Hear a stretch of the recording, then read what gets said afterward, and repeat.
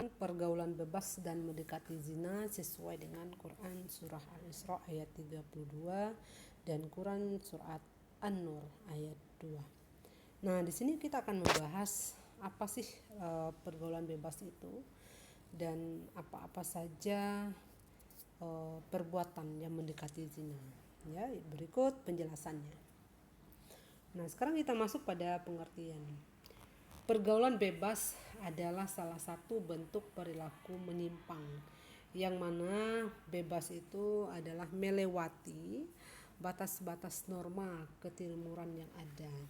Jadi pada dasarnya setiap yang namanya pergaulan bebas yang tidak sesuai dengan aturan norma yang ada dan tidak sesuai dengan norma-norma agama atau syariat-syariat yang ada di dalam agama, maka itu dianggap sebuah perbuatan yang dilaknat oleh Allah Subhanahu wa taala.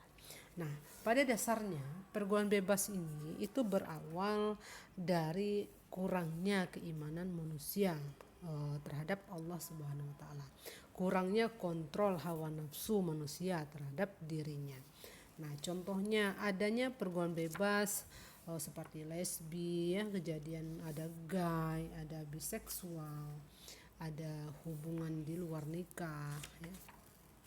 Nah, ini yang kadang membuat manusia lupa akan dasar agama yang hingga membuat manusia itu menjadi terpuruk ke hal-hal yang maksiat. Nah, sebenarnya dalam hal pergaulan bebas itu ada penyebabnya, ya, di mana yang pertama itu ada faktor orang tua. Nah, faktor orang tua di sini itu maksudnya kurang kasih sayang dan kurangnya didikan orang tua di dalam didikan anaknya tentang agama. Kemudian di situ juga manusia kadang-kadang lupa akan kodratnya bahwasanya kita dilahirkan suci dan kita juga diharuskan membuat tabiat kita menjadi lebih suci dari penciptaan kita. Nah, kemudian adanya faktor agama dan iman. Nah, inilah pondasi awal yang saya sampaikan sebelumnya, bahwasanya agama dan iman itu adalah pondasi kuat kita untuk menghindari perilaku ini. Tapi banyak manusia yang lupa akan hal itu. Makanya mereka terjumus ke hal-hal yang maksiat. Nah, kemudian ada faktor pengetahuan, di mana pengetahuan ini merupakan suatu bentuk tonggak bagi manusia. Setelah adanya pondasi ada tonggak dan bagi manusia, yaitu ilmu. Ilmu itu adalah segala sesuatu yang harus kita ketahui dan kita harus punya rasa ingin tahu.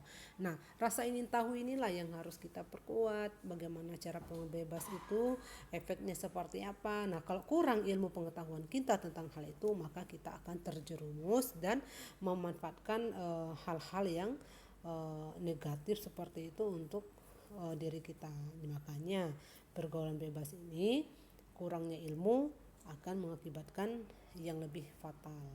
Makanya ada perdagangan narkoba, ya, itu akibat pergaulan bebas itu, ya, tanpa adanya ilmu pengetahuan bahwasanya perilaku ini tidak baik untuk dilakukan.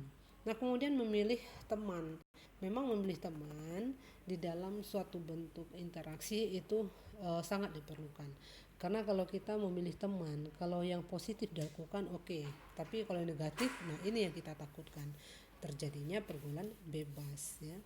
Kemudian adanya perubahan zaman. Nah, perubahan zaman inilah yang dimaksud dengan faktor lingkungan, faktor fenomena yang terjadi di dalam masyarakat. Nah, fenomena seperti ini perubahan zaman, adanya teknologi yang canggih, ya, hingga kita lupa akan segalanya, hingga kita hanya memandang keduniawian saja, karena segala-galanya sudah melalui yang namanya sistem IT. Nah, ini yang kita takutkan pada generasi kita. Jadi pergaulan bebas itu bisa terpengaruh dari situ, ya, menggunakan media sosial tidak sesuai dengan sistem. Nah, situs-situs yang tidak wajar, ya, yang dipergunakan untuk remaja-remaja kadang-kadang. Nah, inilah yang akan mengakibatkan generasi yang rusak. Nah, kemudian akibat dari pergaulan bebas tersebut, pertama itu kita kembali kepada kesehatan ya, jasmani dulu. Nah, jasmani kita tuh diserang penyakit kelamin, kanker, prostat, ya, sifilis. Nah, apalagi yang namanya HIV atau AIDS. Nah, yang notabene-nya katanya susah mencari uh, obat yang manjur dan ampuh untuk menyembuhkan. Nah, kemudian di dalam hal sosial, kita di sekolah kita dikeluarkan ya karena melanggar kode etik sekolah, kode etik pergaulan atau etika siswa di sekolah ya. Kemudian dijauhi teman-teman. Nah, sudah pasti karena teman-teman merasa eh, hal yang kita lakukan itu adalah hal yang memalukan baik bagi masyarakat maupun agama. Nah, kemudian uh, yang kita maksud peluang bebas akan menuju kepada yang namanya zina. Nah, zina ini menjadi bagian dari hudud. Nah, yang artinya ketentuan atau hukuman tertentu yang diwajibkan pada orang yang melanggar larangan-larangan tertentu, termasuk di dalamnya perbuatan zina. Nah, jadi maka sebagai seorang mukmin yang taat akan perintah Allah, hendaklah mencari perbuatan-perbuatan yang dilaknat olehnya. Dan ingatlah bahwasanya pelaku zina baik laki maupun perempuan. Nah, dalam Quran surah ayat 32 mengajarkan bahwasanya agar kita tidak mendekati hal-hal yang menjerumuskan pada perbuatan zina. Artinya kita ikhtiar preventif ya.